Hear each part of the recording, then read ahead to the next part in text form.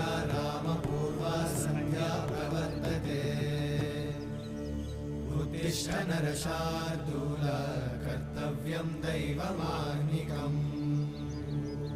उत्तिष्ठोत्तिष्ठ गोविन्द उत्तिष्ठ गरुडध्वज उत्तिष्ठ कमलाकान्त त्रैलोक्यं मङ्गलं कुरु उत्तिष्ठोत्तिष्ठ गोविन्द उत्तिष्ठ गरुडध्वज उत्तिष्ठ कमलाकान्त त्रैलोक्यं मङ्गलं कुरु